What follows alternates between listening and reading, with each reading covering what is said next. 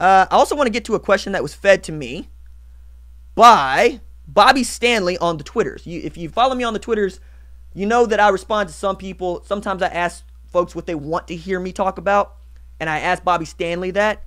And Bobby Stanley, he says, or she says, spelled I-E, but when is Caleb Kelly going to live up to that 5-star status? To which I say, I wish I could tell you, bruh.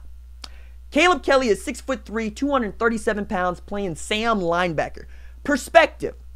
Freshman tight end Austin Stogner comes in at 6'6", 237 pounds, which means Caleb Kelly weighs as much as a tight end. Also, Ryan Jones, 6'2", 233. You have dudes that can play that linebacker position. It's about, can you put Caleb Kelly in positions to do what he needs to do? And I'm not even sure what it is he does well right now, except blitz.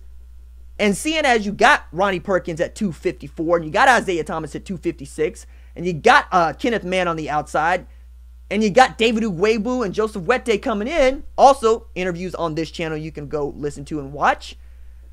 I'm not sure where Caleb Kelly fits, which kind of leads me into defensive recruiting. So, the long answer to that I just gave. The short answer is it's up to Caleb Kelly to find out if he can make that 5-star status a reality. You know, I mean, it's kind of getting late to start to depend on Caleb Kelly to do much of anything, because you have linebackers at that position that can play. Now, if you go all Curtis Bolton on everybody and you go earn a spot, then go earn a spot. But I can't call it.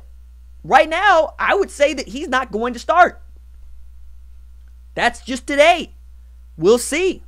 It's a lot of time between now and preseason camp. Let's see. Austin Kendall. I assume the Coach Riley will utilize a run by committee approach, but who do you think is the first back on the field this season? Trey Sermon. Why do I think it's Trey Sermon? Because Trey Sermon started every game he was healthy last year. Kennedy Brooks was a walking first down. You've heard me say that many times over. Averaged something like 9.3, 9.6 yards per carry. If not for the Texas Big 12 championship game and the Alabama Orange Bowl game, he probably averages 10 yards or better for an entire season with over 100 attempts. That's ridiculous. And yet, we watched Jay Boulware and Lincoln Riley trot out Trey Sermon to start each game. But the thing about it is, I'm not so caught up in who starts the game. I mean, game starts are really good when you look at statistics, right? Because it's indicative of who you trust in your script approach, which means if you script out the first series, the first 10 to 12 plays, and every one of those plays that you have running back information, you go Trey Sermon, it means that guy is better at doing that. However, they go by feel during the game. So when Kennedy Brooks got hot, they didn't all of a sudden start handing the ball back to Trey Sermon.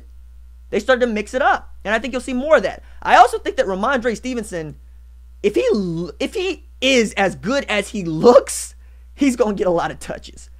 Because to watch the film on that dude is to see a bunch of folks who are much smaller than him. He is larger than the people chasing him.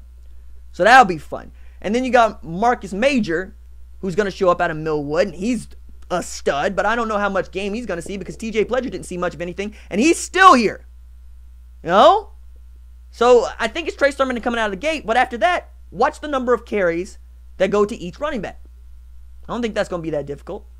So it's possible that Kennedy Brooks could ascend to the top of the depth chart, but if you ask me right now, on August 31st, I think Trey Sermon's going to start. Mama! Hey, Mama. Let's see. Stephen Gordon, what is your take on OBJ going to Cleveland? That they about to be fun. They about to be fun. They about to be so much fun. Baker Mayfield at quarterback, Nick Chubb at running back, Jarvis Landry on one side, OBJ on the other. That'd be Odell Beckham Jr. to those of you that don't speak football. Antonio Callaway in the slot. David Wakanda Njoku at tight end. You get the man a line, and all of a sudden we're talking about Cleveland winning the division. That's how much fun this is going to be. And we've seen that Freddie Kitchens is going to go up to Baker Mayfield and say, what are we running? And Baker's going to say this. And they're going to go out there and they're going to do this. And they're going to torch people. It's going to be a lot of fun to watch. I just hope that the ship stays together, nobody gets injured, and we get the full dose of what Cleveland could be. Because the Cleveland that I am updating on the roster right now is filthy. Myles Garrett on one side, Olivia Vernon on the other. Oh my God! Denzel Ward at corner. Probably going to go get a safety in the draft. I mean, it's going to be fun. That's the thing. And Cleveland, when's the last time we could say the Cleveland Browns was going to be fun? Isn't that just fun to say? Fun to say the Cleveland Browns are going to be good. You know, everybody was kind of, I don't know if Cleveland's going to be good. We know Baker's going to be all right. We know Baker's going to be okay, but is Cleveland going to be good? Turns out, especially through the latter half of the season, they were fun. And that's what I'm here for. I'm here for the fun. I'm here for the fun of the NFL. I'm here for the fun of college football. Here for the fun of the NBA. I'm here for the fun of talking about Mike Trout and $430 million he's going to make over 12 years. It's fun. Now, the other side of that is that New York Giants GM David Gettleman got Gettlemaned. We're going to have to turn that into a verb because he got fleeced. And then he tried to tell New York Giants fan base that it's like they got 2 first-round draft picks because they got Drill Peppers, who was drafted in the first round, and they got a pick this year to go around with a third-round pick for OBJ. Yo, you think that New York Giants fans are stupid? Is that what you think, Gettleman? Because that's how it felt. Felt like you trying to tell them that they stupid. And talking about, we got Golden Tate. Yeah, all right. Tell me how Golden Tate is like OBJ.